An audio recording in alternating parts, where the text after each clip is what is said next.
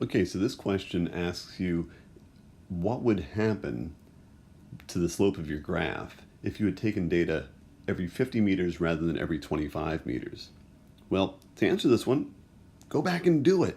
I can't do everything around here. So go back to your graphing motion lab, hit begin, start, and instead of collecting it at the 0 and the 25 and the 50 and the 75, just do it every 50 meters. So start at 0 meters position, and then instead of collecting the 25, collect at the 50. And instead of collecting at the 75, collect at the 100. And make your graph again.